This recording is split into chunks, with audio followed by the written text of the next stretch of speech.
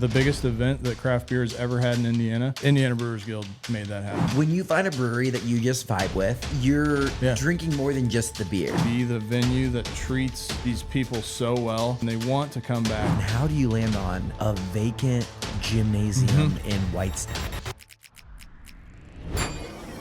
From South Bend to Evansville and everywhere in between, this is Get In, the show focused on the Hoosier State and the incredible stories happening here today.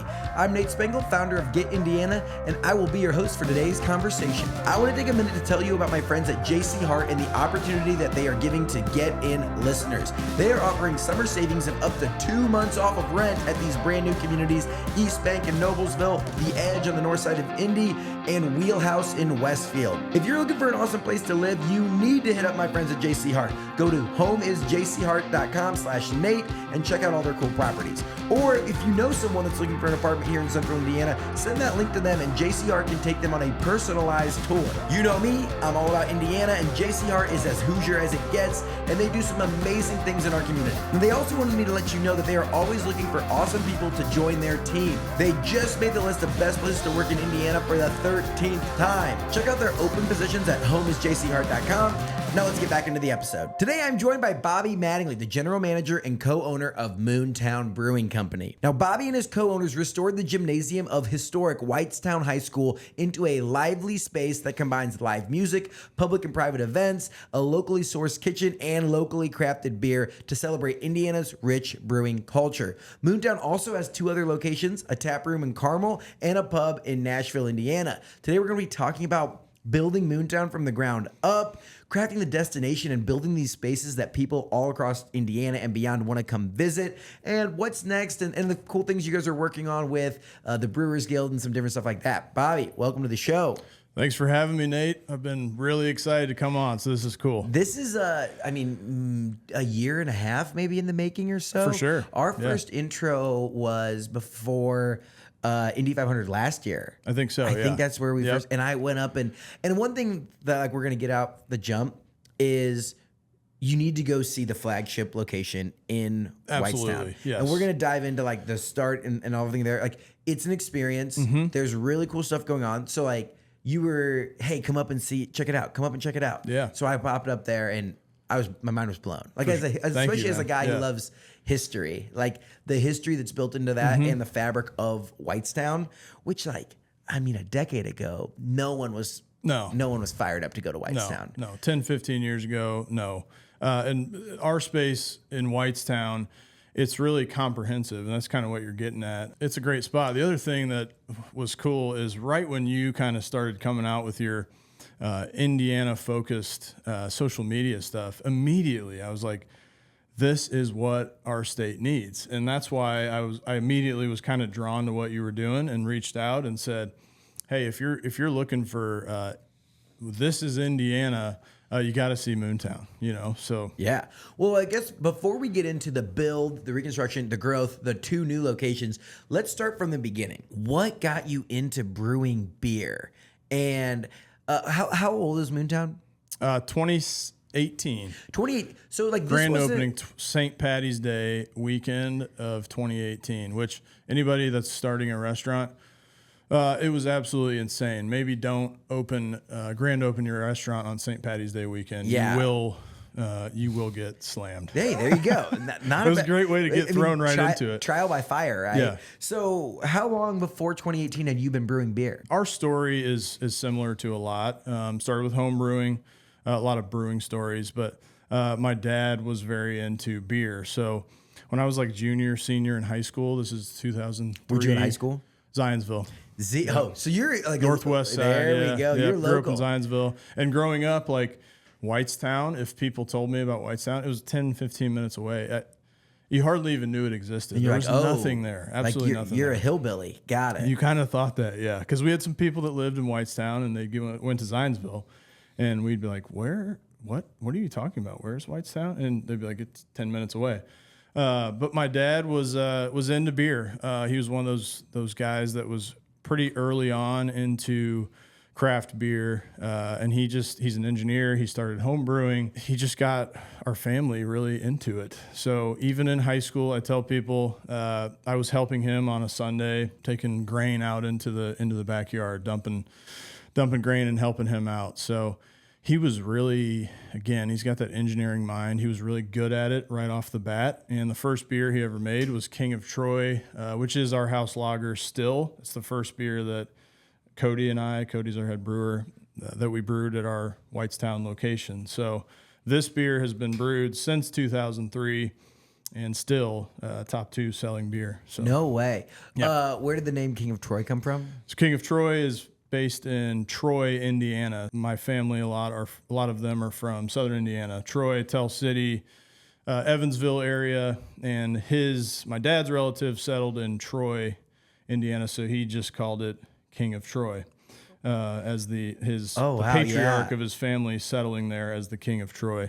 And on the label too, you can see like a dude rolling in on the Ohio River into Troy, Indiana. So that's a lot of details sick on that label. Yeah. This beer has been brewed since 2003. Yes. But I mean, a lot of people like homebrew, Sure. and it's like a good hobby. It's fun.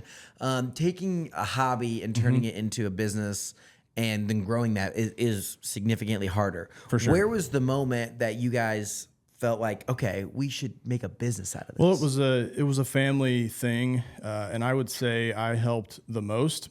Number one, being the youngest in our family, I was around the most, to help. So I just had an affinity for craft beer, and I went to college and I was the one bringing 3 Floyd's Alpha King and Bell's Two Hearted to parties, and people were like, what is this? It's not Natty Light. What's going on? And I was like, well, try this, dude. Drink 3 of these instead of 7 Natty Lights. You'll be feeling pretty good. So I was doing that and then just helping him a lot. And in my 20s, after school, I was kind of just a lost soul in my 20s, honestly. Just trying my hand at different things. I started working in the restaurant industry. I've been in the industry for going on 15 years now. Where was the first gig at? First place was a dishwasher at Nick's in Bloomington. Heck. It was a summer job. Yep. And to this day, I've worked a lot of kind of shitty jobs, and Nick's may have been the hardest. As a single dishwasher at lunchtime at Nick's is one of the harder jobs I've ever worked. Really? Yes. Because, I mean, they're just churning people out. Oh, my gosh. It was their lunch service was just crazy busy. So, yeah, it was hard to keep up, but it was a great intro. And, again, helping with home brewing all through my 20s, just being really into it. I was always, you asked my friend group, I was always the guy and the craft beer guy, right? The guy who was really into it, who was bringing our homebrewed beer to parties. That's just what I did, and that's what we did. We have a family reunion every year. We served our beer, Moontown beer. Even was it called Moontown beer at that point? Yeah. Wait, so you called it Moontown beer before? It's been called Moontown since like 2005. Wait, why? So my brother-in-law also was helping out here and there. He grew up in Noblesville, Hamilton County, off of Moontown Road. He's in his early 50s now.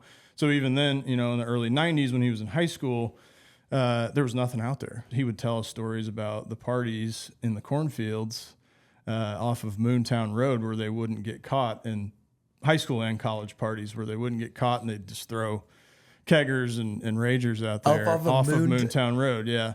And it just kind of stuck for us. Does anyone ever come into the spot and like, I went to a few of those Moontown Road parties?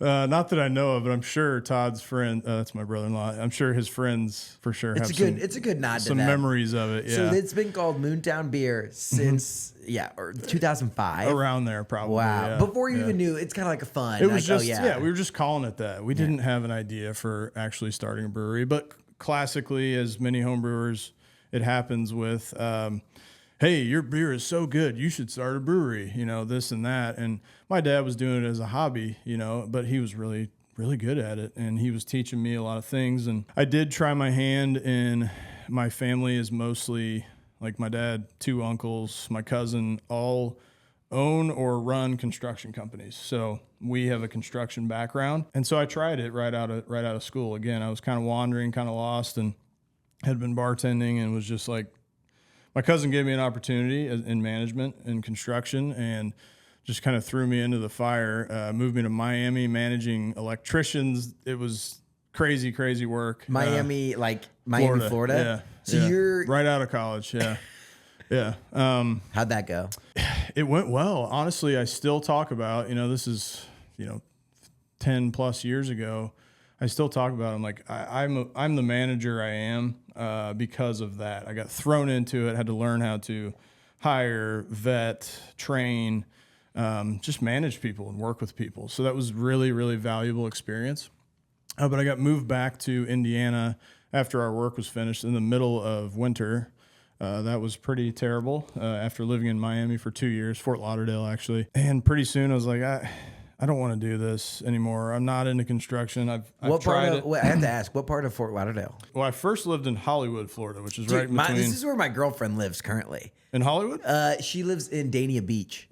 Like, technically, I lived in Dania Beach, wow, which has now has an excellent brewery there. What's it called? Three Sons. Three Sons. Three Okay. Sons, like Next time I go down there- SONS, like Three Sons that started the brewery. It's in Dania Beach. Like Dania Beach is a small little town. Yeah, not very big. She lives like kind of close to the Ann Kolb Wildlife Preserve. Okay. It's right there, like right by the That's kind of on water. the north side of Dania Beach. Yeah. Beautiful. I loved it there. I really did. Yeah. I didn't necessarily love what I was doing.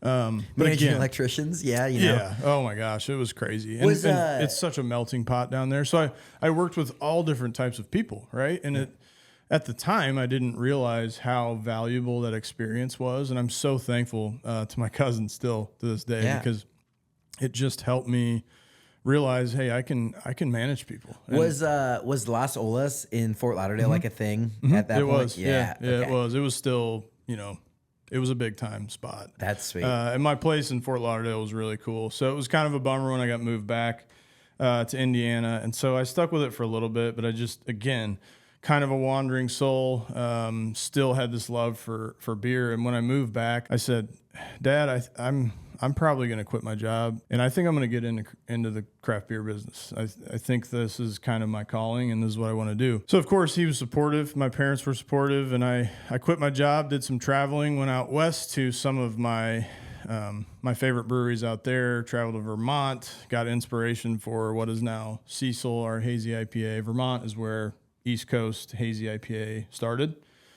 Still, in my opinion, have the best IPAs in the country. But that was when kind of the light bulb moment where I just said, hey, I want to learn everything about technically about beer, but I also am going to start working in the industry. So I continued bartending. I got a job at the Tap downtown as a bartender, and then became lead bartender and managed there for a little bit, but opened up the Tap downtown. So it was really cool to see a brew pub opening and just gained a ton of experience. And that was one of the things my dad said. He said, if we're going to open a brewery, we're going to need somebody who knows how to run a restaurant. Yeah. And he said, obviously, I would like for you to be that guy, and that's what you want. So you need to get some experience. So as we figured out our business plan and we're looking for spaces, I was just working in bars, restaurants. So you worked at the Tap downtown. Were there other spots that were really cool that kind of helped you gain some experience? What's funny is right before the Tap, another summer job,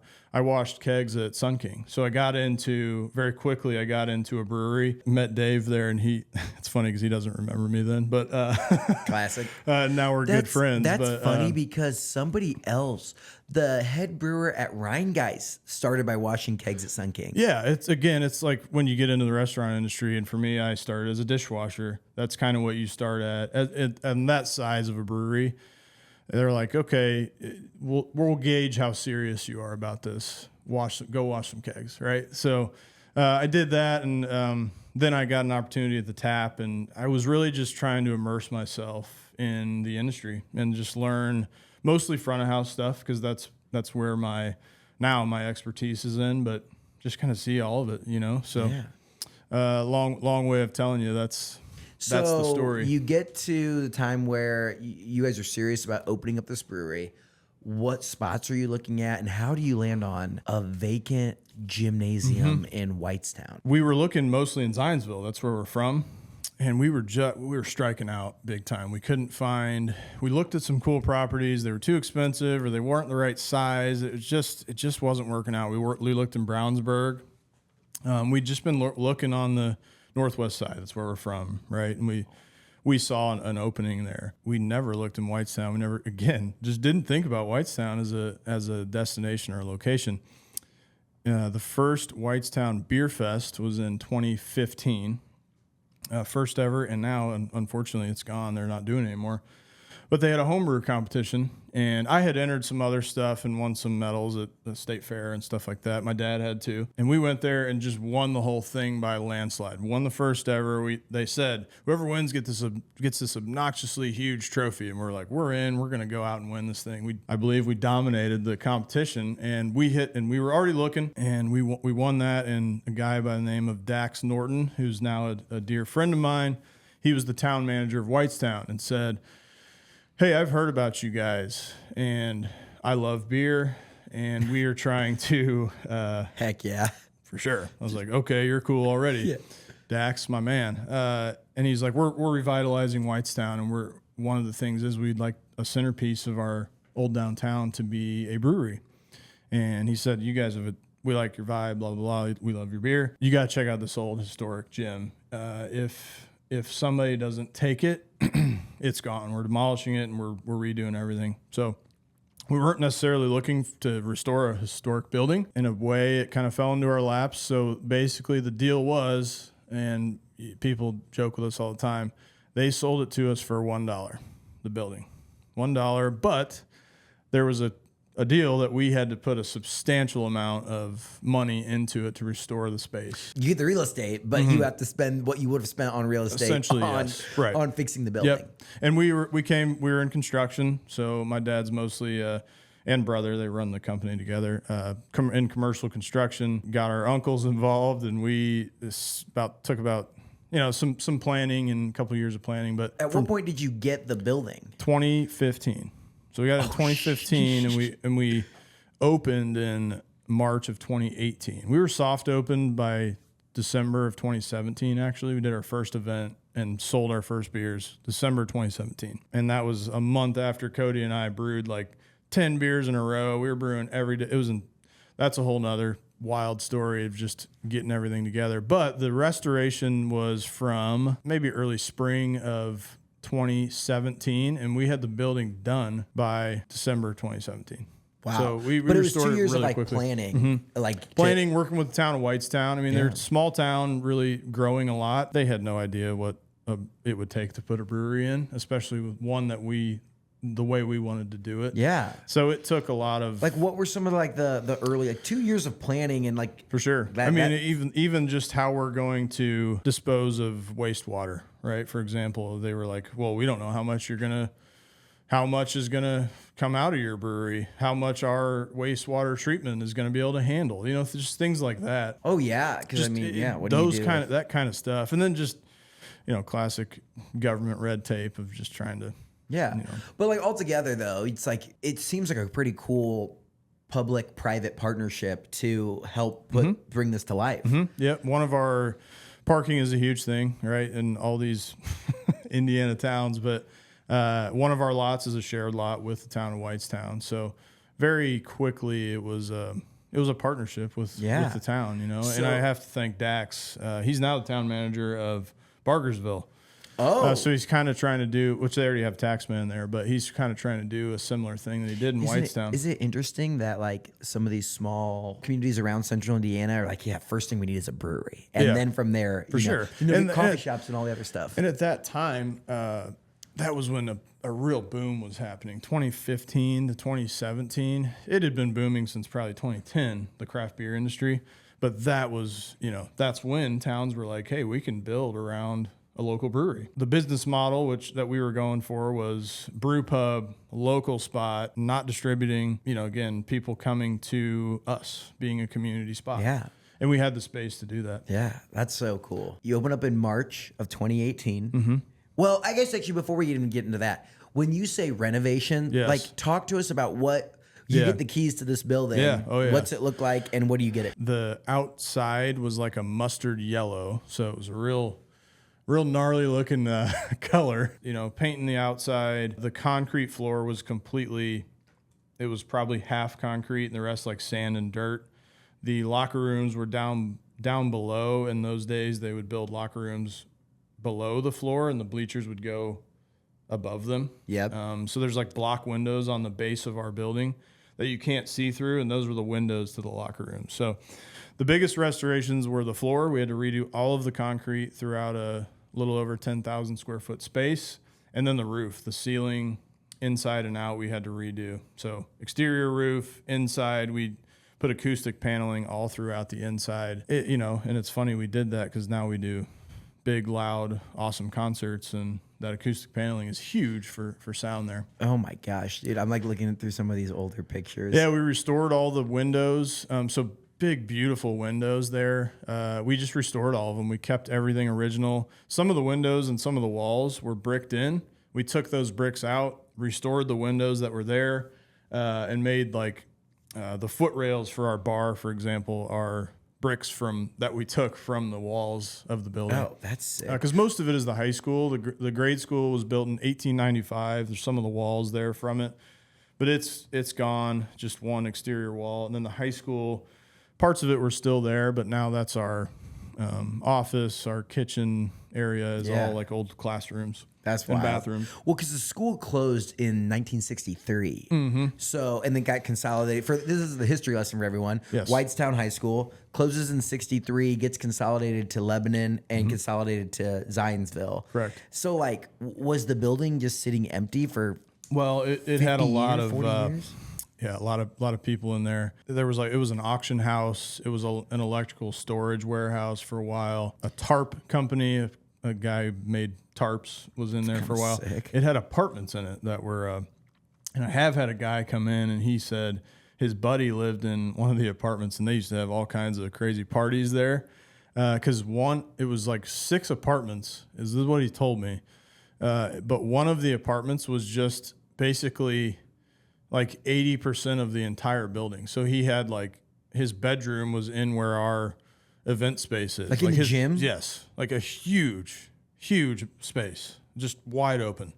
And he was like, dude, the party, I can't even repeat the things that happened in here for the parties. That's wild. But it was vacant for years up until we got it. So it was very dilapidated. Most of the windows were broken out. The kids throwing rocks through them or whatever. So it was in rough shape. So then 2018, you guys take this historic gym and you open Moontown. Yes. Obviously on St. Patrick's Day, you said it was crazy. But at the time, like, what was traffic to Whitestown like? It was a growing area, a few years running, the fastest growing suburb in Indiana, and still was for a while until, like Westfield, Noblesville, Fishers kind of took that. But it's still a really fast growing suburb.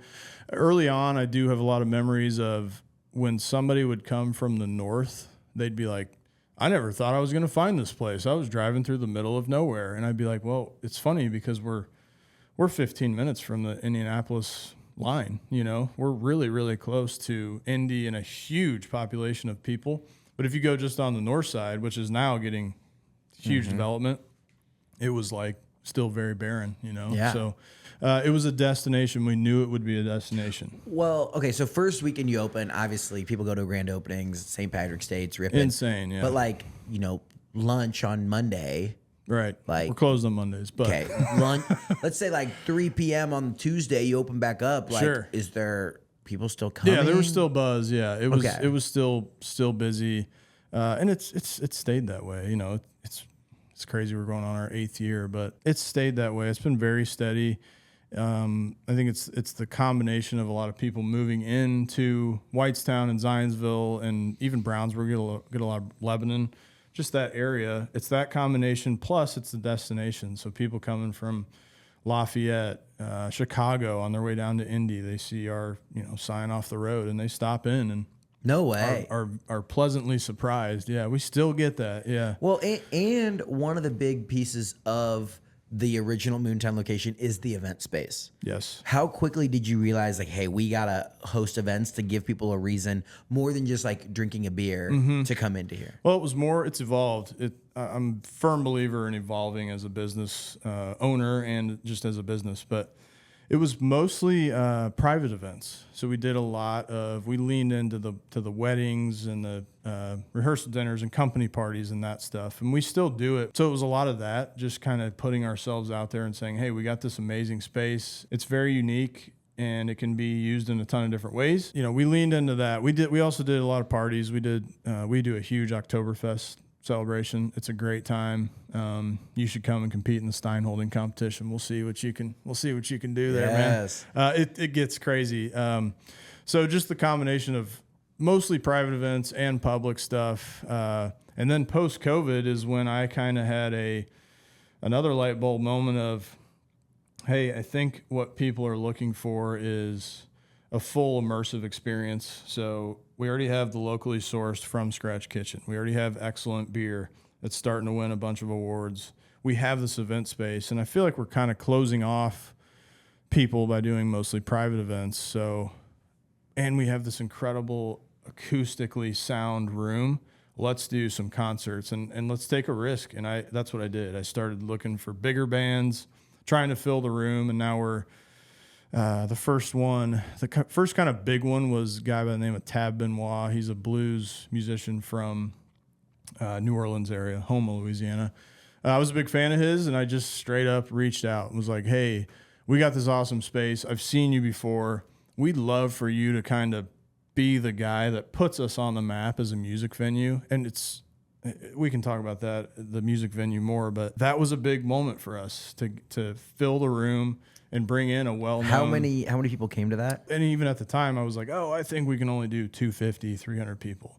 So it was probably that. It sold out really fast. Now we do 425 people standing room only. So I started out, I was like, that's all we can handle. And now I'm like, dude, we can pack this place and bring in. The other big one was Yonder Mountain String Band, so a big bluegrass fan. We've had them 4 times now. They've sold out every single time. Just that kind of thing. And we wanted to be the music venue that has the food, the beer, the full experience. There are not many, if any, music venues, especially in Indiana, where you can go to the place, get a excellent meal, drink excellent beers, and then literally walk through a door and be in the music venue all on the same night. So again, it's a full immersive experience. Yeah. That people are they're dying to get something like that. Well, a lot of today isn't just like, I want to go drink somewhere. It's like, Right. I want to go do a thing and I want to drink. Yes. But it's like, whether it's golf simulators or axe throwing or whatever it is. Activities, man. It's an activity that you also drink at, and drinking is less of just like the focal activity. Mm-hmm. So I think that's really cool. And you're doing some big events coming up, right? Like you have, I think in October is Clayton Anderson. Yes. Previous guest on the pod. Yep. So I did lean into more like regional acts that were from out of state, but it then became important to still support local bands like Indianapolis. I have some that that are my favorites, but even just Indiana musicians. So I'm not the biggest country music fan. I do love like outlaw country, old classic stuff. I'm a big Tyler Childers type music fan. If you're like a bluegrass, like that type, I love bluegrass. It's going to be like yes. outlaw. So there is some, country. There's of course some overlap there. But we talked about Clayton Anderson, and we're like, I selfishly was like, I just don't want to do country. That's just not what we do. And then I just was like, you know what? First off, he's an awesome dude. Second off, he's got an excellent fan base, and let's do music for everybody. Let's open it up. I think that is you're about evolving, right? It's for like, sure. For sure. At first, you're like, I just like this guy, and I want jam bands and bluegrass. Yeah, right. Because that's what you like. Sure. And then it's like, well, and I think the other piece is when you meet people in Indiana in whatever industry, you just like, oh man, I want to support that guy because that's just a good dude. Absolutely, yeah. Like, and he's Clayton's from Bedford. He's a Bloomington guy. I got Bloomington ties. It was almost like, why didn't this make sense to me earlier? When do you know when that show is? That is October 4th. So that's a Saturday in October. Hopefully, that time of year is just like perfect weather, perfect kind of flannel and bonfire weather. So I just thought this would be perfect. That's a 2-night weekend. So that Friday night, we have Brendan Bayless from Humphreys McGee and Andy Frasco in the UN. They're from the jam band sector. We've had them before, sold out last year. We're bringing them back. They're bringing some friends in, but Brendan Bayless for me is like whoever your favorite musician is. That's my guy. Like, isn't and that so having him was a huge moment, and for them to want to come back because of that's the thing is we try to be the venue that treats these people so well. They want to tell other bands and people about it, and they want to come back. That's so important to me and to Moontown. I mean, that's pretty cool to be able to host like your favorite musician. Absolutely. At your it's space. A pinch me moment. It's super cool. I've seen that band, Humphreys McGee, probably 45 times. I'm a huge fan. I'm actually seeing them next week in Fort Wayne. But to bring them, but and for them to want to come back too. Sure. Like it's one thing to be like, okay, they come once and it was they cool make some money. And they paid like, us. But right. no, this is more like, this is an experience. And we actually, these musicians, even on that level, they get treated pretty shitty sometimes by a lot of venues. And venues, all they want is just to make money off of them. And I'm like, no, man, I'm a fan. First. Yeah, I love But that. I also have a great venue for you to play. And that weekend, too, is like, okay, we're doing jam band Friday night, and then we're doing country Saturday night. So we got a little bit for everybody. I also love your guys' announcement about Clayton. It says, Clayton Anderson is a hardworking, salt-of-the-earth country singer, damn songwriter right. from the Heartland who grew up fishing, boating, and playing his guitar in the lakes of Southern Indiana. If that doesn't resonate with people. There's no truer words that have ever been spoken about Mr. Clayton Anderson. For sure. And I listened to that podcast, and I thought it was great. Yeah. And I think that's an interesting piece, kind of what he's building down here with his bar that he's putting in Broad Ripple and then what he's putting downtown. Yes. The live music every night or like the event and the really good food and like just this whole, you called it an immersive experience. It is. Like that's where I think these things are going towards. Yes. I'd love to talk about, you go from having this massive space in Whitestown, you got a whole gymnasium to host events, right? To then you open up a spot in Nashville. Yes. One, why Nashville? And two, like, how do you continue to make that a spot that people want to go and visit? Well, Nashville is a cool spot. First, Nashville is near and dear to my heart. My parents have had a property and cabin there since 2003, 2004. They bought a property down there, and I've been going since I was a young teenager. So I love Nashville. I love Brown County. I love Bloomington. And the space we're in is the original Big Woods Brewery. It's their original spot. So we so bought they it moved off forward? them. Yes. They moved up the... They moved across, like our spot is right behind their like Big their Woods alley. Pizza. Yeah, right? So they moved out of that, did a few different iterations of that space. And then after COVID, they basically left it empty and moved on from it. But yeah, we're right behind Big Woods Pizza. And of course they have the huge Hard Truth, which is such a sick property. Yeah. So cool. So you saw that space come open. You're like, this is where we need to put another location. Yeah. So that I have memories there, and it resonates with me. And to me, there's so many towns that are Indiana, but Nashville is so Indiana, man. It's beautiful. It's got local. Local is so important there. They don't have any chains. They don't have any of that stuff. It's all local artists, businesses, breweries, distilleries. It's super unique. It is. And I think that the feedback that you'll get is like, oh, it's like tourist trappy, whatever. Yeah. But it's like I would probe people to go and spend time there and just like probe a little bit below the surface. Like talk to some people that like have that experience. Yep. That like, yes, there are the like, the shops that you go into, like when that'll you're on catch your vacation or eye, whatever. right off the strip. But there's so much more to it. It's so much deeper than that. And it just takes a little bit. Like at first glance, I was like, oh, okay, like I don't know what the. And then as I met the people and learned about the space, like and ventured out into like the countryside a little bit to like hike at the park and stuff. It's something and you special. got Brown County State Park. Yeah, it's a special place. And I went the first weekend. I came back from school hanging, and I went to my parents' cabin with them, me and both my parents. That was it. And they were like, there's this new brewery in Nashville that just opened. It's called Big Woods. And we went the first weekend they were open. I've seen that place in so many different ways. And again, to expand for us, it has to be something manageable, number one, something unique, and in a cool area. And so Nashville kind of checked all the boxes for us, aside from no parking, but whatever. It checked enough boxes where we were good. I won't lie. Parking stinks. It's crazy, but I got some secret spots for you. I'll tell you about. Oh. Yeah. We can talk about it off the record so nobody steals them from us. Well, I mean, if they've listened this far in the podcast, then shoot me a DM and I might share the secret with you, right?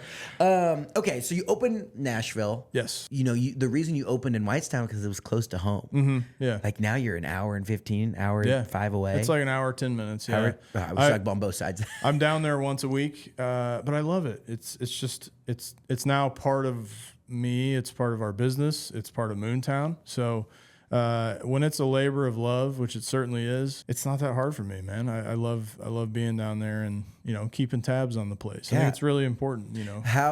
Well, we're going to take a brief time out because I think it's time we pop into some beers. I agree. All right. I'm going to do a King of Troy. Okay, cool. Let's do it together. All right. Amen. We can just share each one, right? Just a yeah. halfie. We'll then do you can two take halves. these, obviously. Oh, now we're cooking. Here. There we go. All right, we got to give hold on. Yes. There you go. That's what you want. Mm-hmm. So that's King of Troy. That's the first beer ever home brewed by Moontown and also ever professionally brewed by Moontown, which is really cool. So the first time ever brewed by my dad, and then the first beer Cody and I ever made after literally 3 months-ish of putting our brewery together and getting it all ready. I mean, that was a really wild process. Look at that guy. This is the house lager. It's a nice beer. Yeah, it's a German lager. It's a Dortmunder style. Dortmunder is it's kind of in between a German Helles, which is the lightest of the German lagers, and a German Pilsner, which is a little bit hoppier. So this is just your classic. Guys, when Bobby said that he went out to learn everything there was to know about craft beer, like that's what you just got a taste of right there. Absolutely, all right, well, hey, yes. cheers. Cheers. I love being able to drink at any time of the day. It's pretty nice. Oh. So this is the beer if somebody comes in and asks us for a Budweiser, something like that. Yep. This is what we steer them towards. Best-selling beer year-round. IPAs are the top-selling style of beer in the country. The Cecil is? Yes. Which is one of my original homebrew recipes, formulated with my dad, but developed and brewed by me and us, I guess, but just kind of refined by Moontown. You guys have won tons of awards for your beer. Mm-hmm. Talk to me about like the first award that you won that kind of gave you the confidence to continue brewing, and talk to me about what award means the most. We enter beers in competitions every year, and from 2018 through 2020, we were striking out, and we were like, what is going on? We believe we have some of the best beer. We focus on traditional styles, which never go away, by the way. They transcend fads and any of that stuff. Like German lager has been around for so long. Things got canceled in 2020. Great American Beer Fest came back in 2021. So Cody and I were like, all right, let's enter beers. Let's go out there and let's see what happens, you know? And so we go out there. We'd never won any awards. Nothing. I don't think we even won any at the Indiana Brewers Cup. Besides the Whitestown Homebrew Beer Fest. That trophy is still at Moontown. It's beautiful. It's great. Maybe some like state fair stuff or no? We had never, professionally, we'd won some home brewing state fair stuff. So these are professional brewery from versus 2018 when we started Moontown as a business. We had not won anything, and we're like, man, what is happening? They're like, are we crazy? Like, are we not making good beer as we were thought? hobbyists? We were crushing. Yeah. So we sent it out there, and low expectations. Where's it at? Great American Beer Fest is in Denver every year. Okay. So biggest beer fest in the U.S., it may be the biggest in the world. It's easily one of the top 2 or 3. I guess you could argue like Oktoberfest in Germany is probably the biggest one, but probably no question. Yeah, I was just like, oh. But it's also a brewing competition. So aside from World Beer Cup, which is the biggest brewing competition in the world, Great American Beer Fest is probably the second biggest and the second most prestigious. We send a bunch of beers out there. 2020, I believe we won a gold for Moonlight, our cream ale. Oh, so we did win. Yeah. So it was actually, that's what happened. Now I'm remembering correctly. 2020 Great American Beer Fest competition still happened, but it was not in person. It was a virtual kind of. Yes. Okay. So we send that out there and we win a couple of awards. We win gold for Moonlight Cream Ale. We won a bronze for our Schoolhouse Bock. Moonlight Cream Ale. That's like a fun little nod. I've joked. Dave and I have joked because he's got Sunlight. We got Moonlight. Exactly. I was like, if you ever send us a cease and desist, man, my first question to you would be, so you mean to tell me the sun and the moon are the same thing?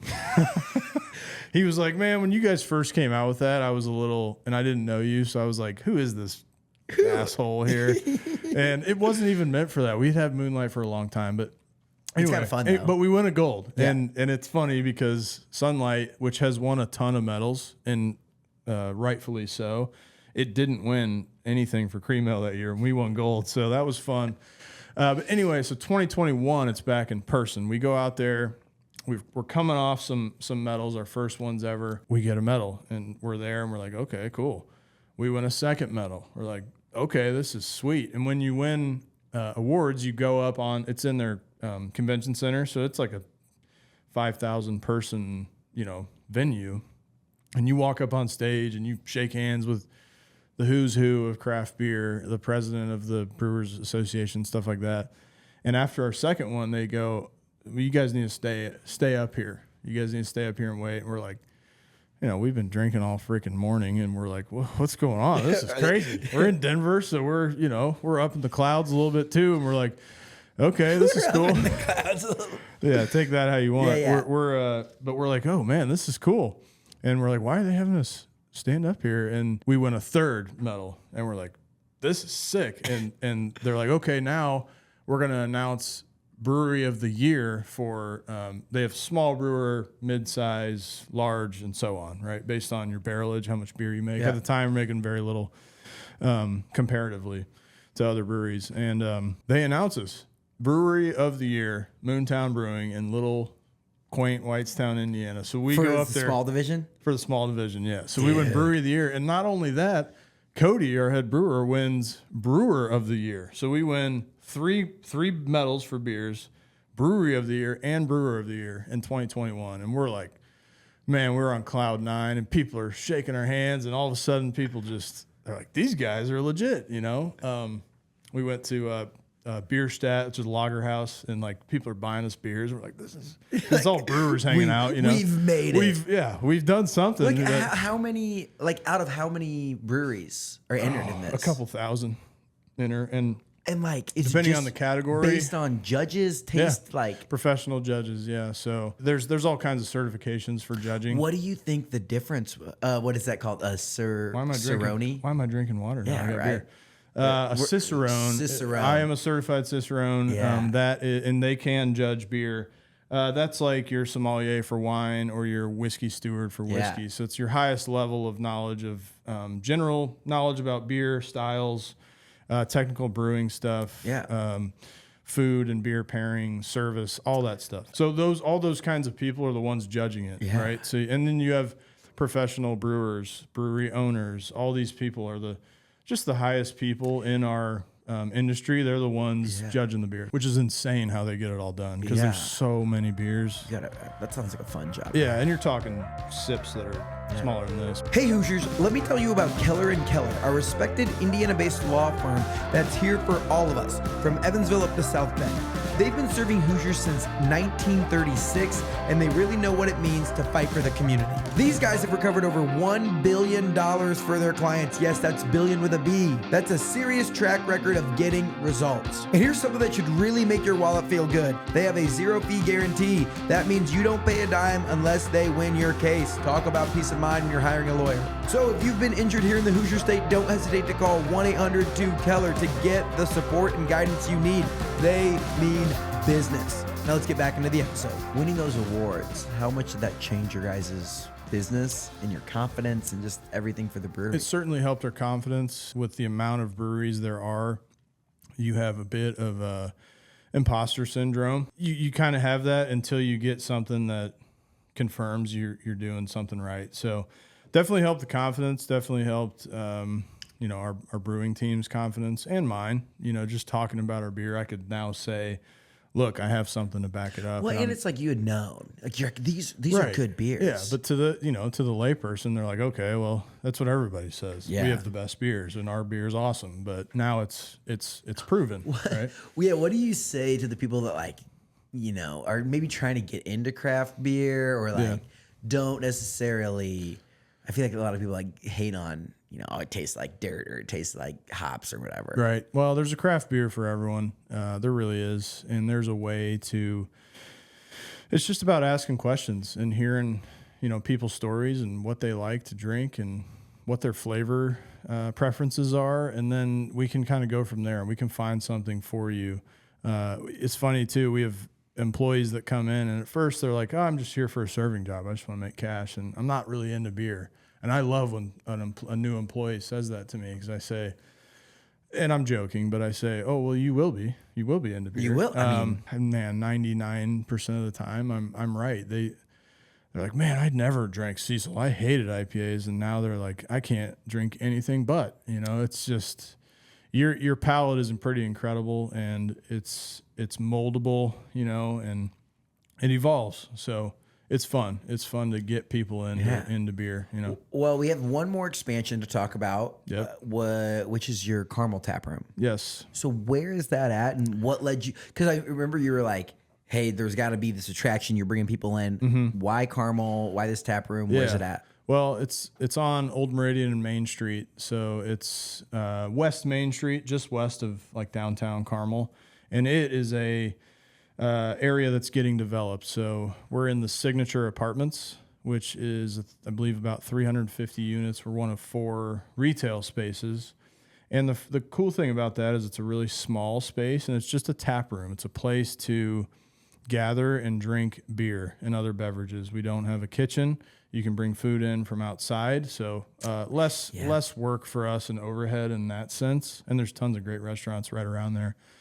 But Carmel was cool. It was just an opportunity and it was small and manageable. Let's just be honest. Carmel's in Zionsville are the most affluent areas arguably in the Midwest. Hamilton County for sure. Hamilton County, absolutely. So and then we can peep into Boone County with with Zeville. Zionsville helps for sure. Yeah.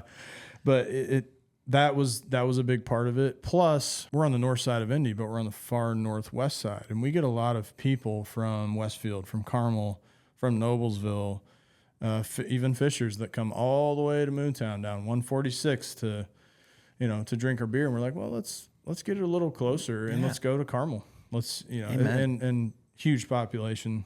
There and growth there. So it all just kind of made sense. Absolutely. The final thing that we need to talk about is the role you've taken within the Brewers Guild. Yeah. Mm-hmm. You're the vice president. Yes. Right. And talk to us about what the Brewers Guild is, why it needs to be on people's radar, like what's going on there. Well, the Brewers Guild was it was a little down on itself and with people's perceptions of it from, 2018 through 2020, of course. That 2020, that's the time when a lot of people just kind of changed, right? And changed their perspectives on a lot of things. 2020 drinking was never like cooler. Like drinking was hot in 2020. Home, absolutely. Yeah, it was great. And then like coming out of that, it feels like alcohol, craft beer, like a lot of things are down. Sure. Yeah. Well, it's because, craft breweries, they were just like, hey, we make beer and people are going to come in and drink it. Yeah. And that's what they relied on. Like throw on a beanie, like serve some hand-cut fries, and like you have a brewery now. Yeah. It doesn't, which we have beanies and hand-cut fries, but you got to have that. But there's a little bit more, obviously. Absolutely. But And so people were like, okay, the ones that were especially afraid to go out and do things are like, if I'm going to go out, I want an experience. I want the full immersive experience. So it is down. Craft beer is down, but the places like Moontown, Googman House, for example, in Indy, they're ripping. They give you an awesome experience. There's something for everyone. Really cool, well thought out designs and just things like that. That's whether people say it or not, maybe subconscious, that's what they're looking for. Yeah, like you're buying into more than just like the sports bar with beer on tap. Which there's a place for that too. Yeah. But in craft beer, it's like you got to have your vibe. We're not just relying on beer, unfortunately. It's almost like, what was the first craft brewery that got you like turned? Three Floyds. Three Floyds. Three Floyds pub. Which is like a whole culture. Absolutely. Like and they're the don't get it twisted. Central Indiana sometimes forgets and thinks like, oh, Sun King is great. Like Dave, Clay, love those guys. They've been guests of the pod. Yeah. But like Three Floyds is significantly bigger. Yes. And it's like Three almost to Floyds the margin does- of double. It's probably triple it's over triple what Sun King size is. Sun King's hovers around like 30,000 barrels a year. And it is Three Floyds is like 110, 115,000 barrels. And even in the regional scheme, Sierra Nevada, for example, the biggest craft brewer, actually Yingling, I think is, but they're doing 1 million barrels of beer, right? So Three Floyds is only doing 1/10 of that. But for Indiana, yeah, they're huge. They're the big boys. But man, they had a pub and they closed it. Early COVID, they closed it. But Where was it at? In Munster. It was. Oh, they don't have a location anymore. You can still. They have like package store, and they've been talking about reopening their pub. I don't know. I don't think that they have. But man, it was so unique to them. Like if there was a space where we are us, and that's the experience you're going to get. They are unapologetically them. Absolutely. So you're getting heavy metal, you're getting all kinds of wild art on the walls, you're getting all kinds of memorabilia, but you're getting the freshest, dankest beer you can imagine. And it's just, for me, there's a lot of people who are like, oh, I don't like it. It's too intense for me. And I was like, dude, these guys are so ahead of their time. And it shows, man. And yeah. Well, and it's like believing that you have the thing, right? Like believing that this is, because like Zombie Dust is probably it's Indiana's version of the Wisconsin one, Spotted Cow. Spotted Cow, it's like, like Bell's Two Hearted in Michigan, right? And Zombie Dust, man, what a iconic! It's an iconic beer, and it used to be so scary. Like, it's a little more prevalent now, but it's like if people had Zombie Dust. When in I their lived in liquor store. Bloomington, there was a bar, one of my favorite bars, Crazy Horse in Bloomington, and I knew some of the bartenders, they'd get a keg of, Zombie Dust, and they'd send out a text. This is before social media, and they'd send out a text, hey, we got a keg of Zombie Dust, that's it, that's all we got, and they'd blow it in a couple hours, be gone. Yeah. And you had to know. It's kind of like there's also a rise of bourbon where it's like who gets there's like a word for allocations of bourbon. Yeah, we can't even get allocations, man. At Moontown, we slang tons of booze, and it's just. But I will say, I don't know how we got on the topic of Three Floyds, but they crush it. Well, back to it. That you're talking about what kind of the hooked Brewers me. Guild. Well, yes, back to the Brewers Guild. But Three Floyds, the first time I went there, I was hooked immediately. I mean, I was like, this. That was another thing. There's a lot of things that shaped me as a craft beer person and now professional. But that was definitely one of the places I go, and Bell's Brewery as well in Michigan. Yeah, you go in there and you just see, you're like, man, this is it. It's a vibe for sure. Like I Total think vibe. So unique. My my good buddy Andy, he got me onto Oberon in the summers. Like Oberon on a boat, like you're just chilling. Yeah, like, man. Yeah. I mean, there's a reason. It's like a lifestyle. Totally. Absolutely. Like it's this, which just sounds, if you don't know what we're talking about, like it sounds kind of like philosophical in the clouds. But like when you find a brewery that you just vibe with, like you're drinking more than just the beer. Totally. And it's a full. These were the places that had, because Bell's had a live music venue, and nobody had that in 2008 or 2009. Like some did, but you just didn't get that in the Midwest even. So yes, it is. Man, it's a culture. And it's like incredible. You think of these different breweries from around the country too, where it's like up in Oregon, like Deschutes up in Oregon. And it's like it's a vibe that people buy into. Absolutely. You think for me it was Vermont too. Like I went to the Alchemist, man. These are the people that started Hazy IPA, and it look at how big it is now. Well, speaking of that, I think we got to break into that one as we finish out the show here. Yeah.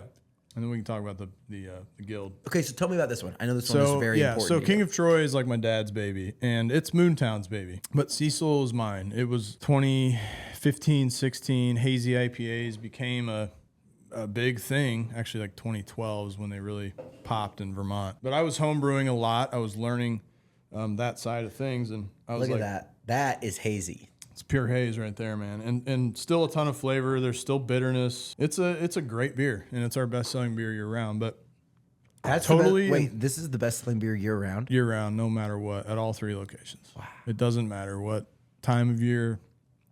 Cecil is it, man. But it's all inspired from 2 trips to Vermont. I wanted to see what hazy IPA was all about, and I figured at the time it was called New England IPA. It's called East Coast IPA, New England, hazy. They're all the same. People argue with me. They're all the same thing. What was like the first one that was like big? Like the Alchemist Heady Topper. Heady Topper. I have some cans in my house. I should have brought you some. But it was a hazy double IPA, 8% alcohol. It was huge, and you could only get it in Vermont. They didn't distribute it. You had to go to them to get the beer. And for years in a row, it was the top rated beer in the world on like Beer Advocate and Rate Beer, all these, the early Untapped, that's what those were. But so I was like, I could go see, I can't get it here, and I'm interested and about to start a brewery, so I want to see what this is all about. So I went to Vermont twice, drove to the Alchemist in Stowe, Vermont, drank their beer. Hill Farmstead is another one. Just this Vermont beer is insane. I mean, again, another culture of beer. Yeah. It's unbelievable. Same with like Denver and California and stuff like that. But I went there, went to the Alchemist. They had another beer called Focal Banger, which is a 7% hazy IPA. It had Citra and Mosaic, which are 2 big name hops. I feel like Citra hops are like... Citra's the biggest one. Yeah. It still is. And these are the beers that put it on the map.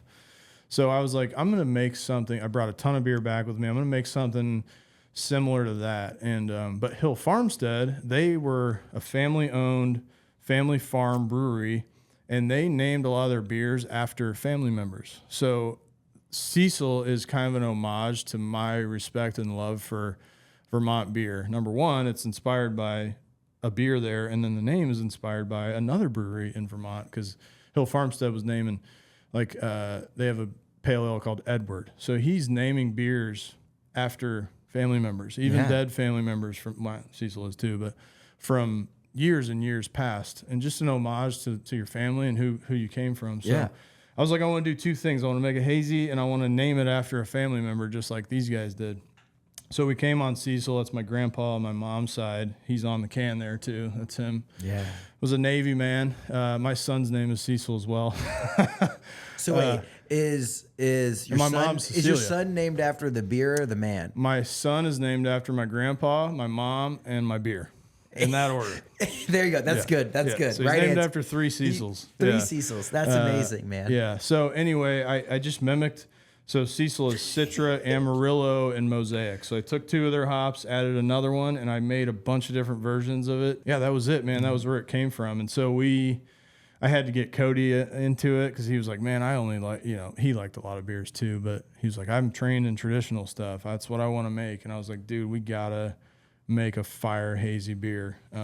So pretty quickly convinced him. I had him try some of the home brews, and he was pretty skeptical, but I think I blew his mind pretty early with it. So it's been a staple ever since. Yeah. I love that. And I love when they have a deeper meaning, like it's a beer that, and at first I thought, okay, it's tribute to your grandfather. Amazing. Right. But then also, like, you got the idea to name a beer after your grandfather from the beer that like got you into hazies. That inspired me. Yeah, for sure. Yeah. That's super cool. Yeah. I love it, man. Yeah. The final thing we need to talk about, we kind of touched on it a bit though, but was the Brewers Guild. Yes, the Brewers Guild. And how important, one thing I've learned about craft beer across Indiana. So my first ever like real like big kid internship was at Triton Brewery. Oh, cool. So nice. I was like, I know John Lang, he's a great dude. Yeah, I was a sales intern. R.I.P. to them.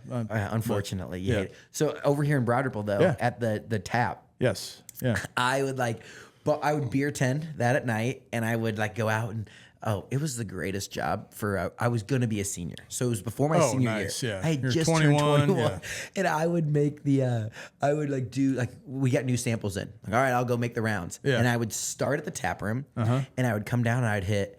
Oh my gosh. Kilroy's, OPT, BRT, Hopcat when it was still open, Beautiful. Go across the street. I would hit every bar. It's a Tuesday.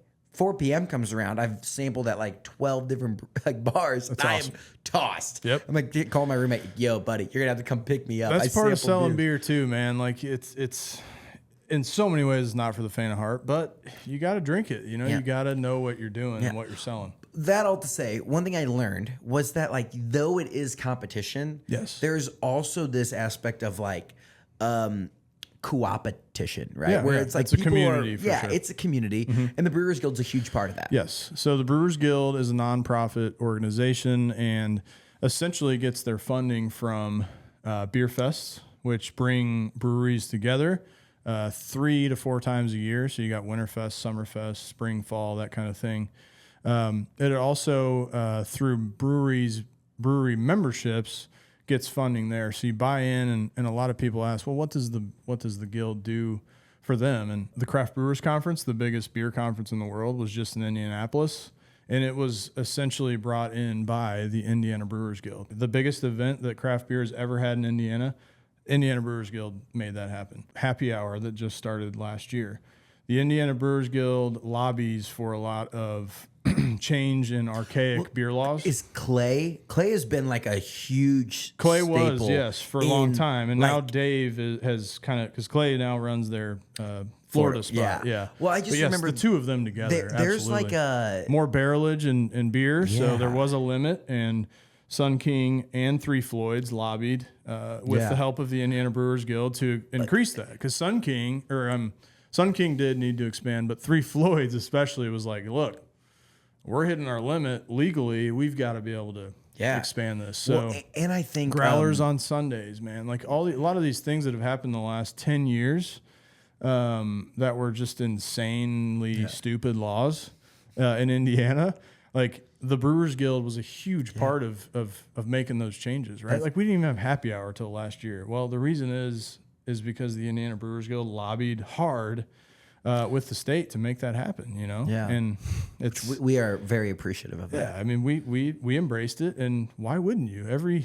Almost every state has it. Yes, I get we're just slow moving when it comes to alcohol, gambling, things like that. Yeah. But 4 to 6 p.m., like the pre-dinner rut is like where you need to get things moving, get the wheels. That's where a lot of restaurants across the country, even though you're selling things at a discounted price, I mean, they live and die by happy hour. You know, that's where they get a ton of business. So it can only help breweries and restaurants. There is a Summerfest. There's an event with the Indiana Brewers Guild coming together. July 19th? Saturday? Yes. Victory Field? That's right. At Victory Field. So we've changed the venue there. We wanted to kind of freshen up. That was a big Dave Colt push there to change the venue. Hey, let's be real with ourselves. Craft beer fests are a little boring anymore. It's a lot of the same thing. It's a lot of the same breweries coming and just serving you the same stuff, right? So again, back to what we've been talking about. People want a full immersive experience. And yeah, a park is cool outside, but there's only so much you can do with it. Now we can go to a very well-known, very beautiful building, I guess you could say, give people a fresher, newer experience. How's it going to be set up? Do you know? So it's going to be mostly in the concourses. So in the big halls. There is a VIP experience with a little bit of on-field exposure. But yeah, so you can do it rain or shine. You're covered. You have better facilities. People don't want to go in porta potties that much for the most part. So why not have a nice bathroom facility? Yeah. Just have it be a little nicer, right? At a really cool venue. How many breweries are we going to be able to check out? So this year there'll be 50 plus, which is pretty good. I think, when Summerfest and Winterfest were at their peak, you're talking 90 plus breweries, but that was a different time, right? And now we're going to bring in some other vendors, right? So you're going to have some spirits, some cider. I think Hard Truth's going to be there, right? Yeah. So again, people love beer, but they also love options and they love other things. So even if you're diehard craft beer, sure. But let's say you have a friend that's my girlfriend is allergic to brewer's yeast. Or my wife actually has a little bit a sensitivity to that too. So it's she doesn't enjoy ciders or beers. So having that option to have some, and also sticking with local, right? I know, are you guys? Is it Shake Up? Are you guys High and Mighty was what it was called? Yep. I feel Shake Up's going to be there, and someone else too that's and Hard Truth obviously doing bourbon. So you're giving things options outside of the beer space. Again, we're in a place now, especially younger people. Sure, there are people that are into beer, but there's just so many options, and they're taking advantage of that. So why would we continue to just? We believe Indiana's got an excellent beer culture, and it does. And we're only as strong as our collective group can be. Yeah. So any brewers listening and you're not part of the guild, join up, man. And if you are not and have questions, please reach out to me. I'd love to talk about it. I think it's totally worth it. I know it's totally worth it. But anyway, that's a quick plug. Amen. Well, Summerfest 2025, July 19th from 2 to 7 p.m. at Victory Field. Yes. Be there. It's going to be a great time. It will be, 50 man. plus some local baseball brewers. themed stuff, of course. We're at Victory Field, so Come on. Yeah, it's awesome. I love it. Rounding out the show, we have some lightning round questions and then the same tried and true questions that we ask everybody. Yeah. So first off, does Moontown still have a beer club? Yes, we have a beer club. How many we actually members? started it in Carmel. The beer club. Yes, and we're actually about to open it up to the other 3 locations. We started it in Carmel because, again, that's like our beer drinking spot. It's the community beer spot. We started it there. We wanted to see how it would go, and it's gone really well. I think all of our VIP spots, the ones we started with, sold out in the first weekend we did it. But it's open to everyone. It's great perks. And it's about to open up, I think, in August to Whitestown and Nashville. Heck yeah. And it'll apply to all 3 locations. Yeah. So if you're a member, you can take it anywhere. That's sick. Yeah. I love that. And it's cool to like reward and like know your like biggest fans. For sure. One thing that I've Absolutely. seen that's cool is Crafters. You ever been at the pizza spot up on 146 Yeah. in like Carmel / Westfield area? Yeah. They have a VIP card, but you can't buy it. You can only get it from like a bartender or a server. Right. If you've like been in a few times and they're like, hey, this is it. And it gets you like a free dip. Like Right. you get like You beer get cheese when you perks, come in. yeah. And it's like so simple, but you come in, you get like a free app and then you get to drink beer and hang Well, that's out. basically what it is. Like mug clubs, Yep. kind of got, again, it's just like Beer Fest. They got a little old, a little archaic, and people are like, this is, but they're coming back because people it's all part of that experience. They want to be part of a club. They want to feel like they're part of something, and a membership club instead of a mug club, but basically the same thing, is a great way to do that, man. Let's reward the people that keep our lights on, man, you know? Absolutely. So, All right, here we go. Rapid fire questions. What's your dream band to perform at Moontown? realistic or unrealistic? Unrealistic. Like dream as big as you want. Fish. Yes. We can make that happen. Huge Trey Anastasio fan. My son's middle name is Ernest. That's Trey's real name. Huge Fish fan. I think something a little closer is Humphreys McGee. They're my favorite jam band, and they're like, man, they play at the Bluebird in Bloomington. It's just a tad bigger than our venue. How big's your venue? 425. The Bluebird's like 550 or something. Oh, come on. Yeah. Humphreys McGee. And Bayless, he's the lead guy for their band. He's playing with us for the second time. You know, This is your favorite band. Yeah. Guys, come on. We got to make this happen. Where are they from? They're from South Bend. They're an Indiana band. Stop. Yeah. Yes. They're from South Bend. Dude, you need to talk to these guys. They're awesome. Humphreys McGee. Humphreys McGee. Humphreys McGee. Let's make it happen. They met at Notre Dame. No way. Yeah. You're eating from Moontown. What's your final meal? I'm eating at You're eating a meal at Moontown. You're eating, well, you have to order off the menu at Moontown for your final meal ever. Yeah. What would you order? I'm getting that Bama chicken sandwich. the Bama chicken sandwich. 2 fried chicken thighs, house-made Bama white sauce. So it's like a horseradishy ranch sauce that it's just slathered in. Lettuce, tomato, pickle, on a brioche bun. Give me that all day, man. Juicy, dark chicken meat. Let's go. Come on now. Yep. My mom's Food from for the Alabama too, so That's awesome. So that's the number one thing. Like if you had to build out the order, it's like you get the Bama chicken. yep.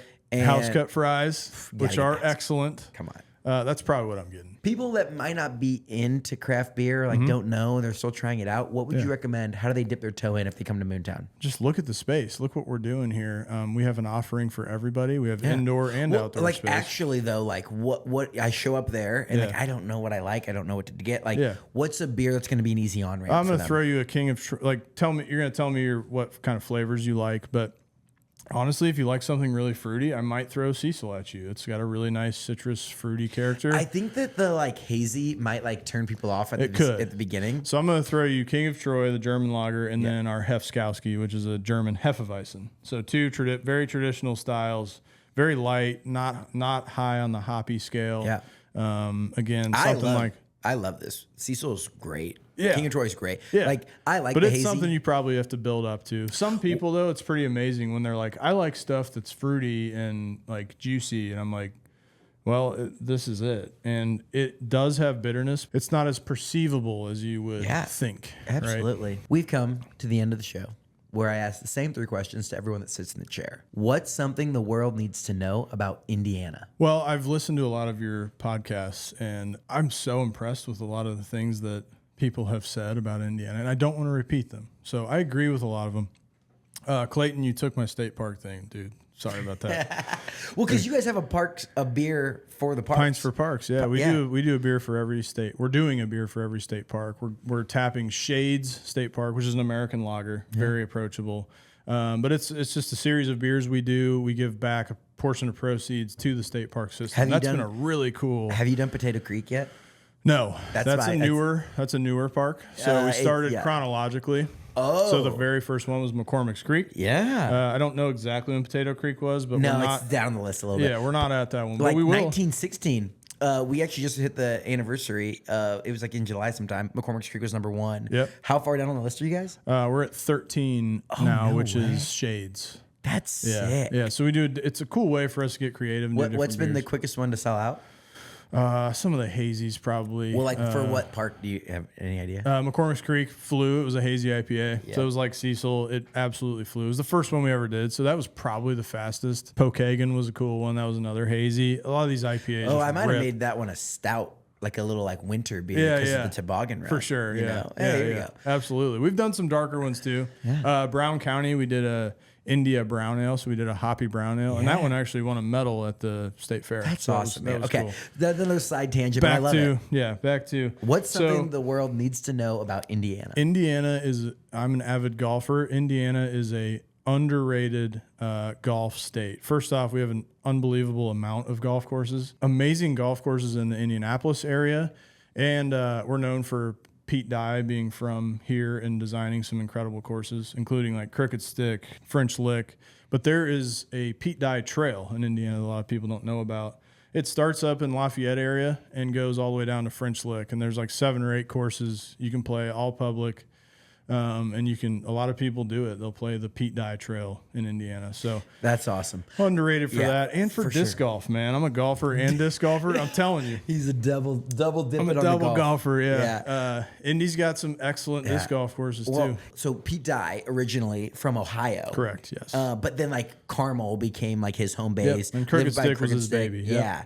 Because he has so many courses. Actually, the first TPC Sawgrass, Kiowa Island. What was the first Pete Dye course? I believe in Indiana was Maple Creek, which is on the trail. It's on the trail, yeah. I believe it's on the east side, Maple Creek Golf Course. Yeah, Maple Creek. It used to be called Heather Hills. Pete Dye, what I got. If you haven't played, I will say it's expensive. It can be, yeah. You know, like if you haven't played Pete Dye's course in French Lick. Oh my gosh, it's very expensive. It is, but it's incredible. It changed I'm not a golfer, but going to that course changed my perspective even further on the state of Indiana. For sure. Because you get to the top right by the mansion and you look around and absolutely you're like, beautiful. Where the heck am I? You won't find something like that in Indiana, honestly. Yeah. But except for you will. And if you go there, yeah. And if you really want to go down the Pete Dye rabbit hole, he had a protege who's still alive named Tim Liddy.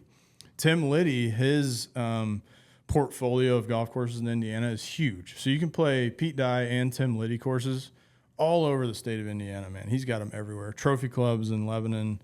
The Fort was actually, it's Pete Dye, but it was very Tim Liddy influenced. Sultan's Run down in Jasper's a Tim Liddy course. Basically all the other courses that it's like it's either Pete Dye or these other Liddy, ones. Yeah. And there's some others thrown in there, but where's he live now? I'm not sure where he lives, actually. That's a great question. I currently am working on an 18-hole okay. He's done some stuff out of Indiana, too. Yeah. Next question. You get to shed some light on something that needs to get a little bit more love. What is a hidden gem in Indiana? I've got to give a shout out to another Whitestown spot, which is Hattie's Coffee Shop. Hattie's is a really cool local communal spot. So like Moontown is definitely like the community spot, but Hattie's is another one. Well, they're a little bit younger, right? Yeah, they started 2 or 3 years ago. Yeah, which is good. Like having having a good brewery that to be a community spot and a good coffee shop is like it's like we're like yin a and yang. block away from each other. Yeah. We're serving beers at their block party this weekend. I will say you got to get there a little bit early. They're packed every morning, every Saturday. Yep. We went up to go and like we were not in a super big hurry, but the line was like 12 people long. Oh my gosh, yeah. Because it's so good. For and sure. It's such a yeah. staple. And it's just a cool, unique spot. They took an old house, made it really. It's got a great atmosphere and vibe. So get there early, hang out at Hattie's. That's a great hidden gem. Check it out, man. Whitestown's a hidden gem, so you gotta go check it out. There we go. Finally, this is where we learn about new guests or just other people that are doing really inspiring things. Mm-hmm. Who's the Hoosier that we need to keep on our radar? Someone who's doing big things. Eddie Som. I don't know if you know Eddie or know what he does, but he's behind Som's Tavern and Restaurants, him and his dad. He's an inspirational dude to me. He started Big Lug Brewing. The guy he's just restaurant industry, and he keeps his head down and absolutely crushes it. I think he's got 17 or 18 restaurants right now. No way. He's a wealth of information. I love talking to him about anything and everything, brewery, restaurant, whatever it is. Incredible dude, incredibly well spoken, and just he inspires me. He really does. He's impressive. Dude, I didn't know they were up to that many restaurants. Mm-hmm. Yeah, because they have, Big Lug, Half Liter. Yeah. They have obviously Som's Place. Several Soms. Dude. Soms are like all over Central Indiana. Yeah, that's and he's a guy who's willing to try new things. He's willing to evolve. He's willing to take a risk. And those kind of people really resonate with me. I think you don't find success by not doing anything, right? So from a restaurant perspective, they have 10. Yep. So they got Som's Tavern in Irvington, Big Lug Canteen, that's up in Nora, Half Liter, The Roost up in Fishers, The Roost in Nora, Som's Ale House in Carmel, Som's Haven in Coatesville. That must be out by Raccoon Lake, maybe? I think it is. Or is it Heritage Lake? It's Heritage Lake. My uncle's got a place there. Yeah, that's sick. That's awesome. They've done some barbecue spots. They've tried to put some stuff on golf courses. Like the dude's willing to take a chance to find places that hit, and the ones that hit are they're real good. Yeah. I love it. That's a great one. Bobby, I appreciate you coming on. I appreciate you sharing the Moontown story. Thanks, Nate. It's awesome. It's been great to become friends over the past year and a half, 18 months. Absolutely. I'm excited. I love it. We're going to be up there in October 4th for Clayton Anderson. Dude, we didn't even mention it, but I'm just going to give the spiel. We're going to be down at Moontown on July 25th doing our bar takeover. Yes. So Nashville, one in Nashville. Nashville won Best Small Town in Indiana. The Small Rightfully Town Showdown. so. Absolutely, right. So Friday night, we're spending $1,000. We're shooting a video like how much can $1,000 get you at a small town bar in Indiana. I think we went there like 2 weeks ago. It's like $6 pints or something like that. Like it's gonna be a lot of beer. Oh yeah, a lot of beer will be served. We got beer, liquor, cider. We got tacos. We got all kinds of stuff. It's gonna be fun. I'll be there. We're gonna run up the tab. Amen. So show up July 25th at Moontown. Day 2, we're doing the Hard Truth Bourbon and Barbecue Fest, which is gonna be awesome too. It's gonna be sick. Like be in Nashville the last weekend in July. Yep. Thank you so much for coming on. Thank you for sharing your story. I love everything. Like I think same here, man. I love what you're doing. I think everything you're doing is so cool, man. And Indiana needed it. Every state needs somebody like Nate Spangle, man. And you're killing it. You're too so kind I'm to so me, happy to be a part of it. For Amen. Real. All right. Well, hey, we'll see you soon. July 25th, 26th, down in Nashville, and then October 4th at Clayton Anderson. Clayton Anderson, gonna be a banger. Yep. Cool. All right. Talk to you soon, buddy. Thanks a lot. Thank you for listening to this episode of Get In. If you like what you heard, make sure you leave us a review wherever you listen to podcasts. This show is made possible by our friends up at Sweetwater. Whether you're looking to start a podcast or take your content to the next level, click the link in the description to see all my gear recommendations at sweetwater.com. If you want a behind-the-scenes look at everything we're doing across the state, make sure you follow me on Instagram and TikTok at Nate Spangle. Thank you so much for listening and being part of what makes the Hoosier State great. We'll see you next time here on Get In.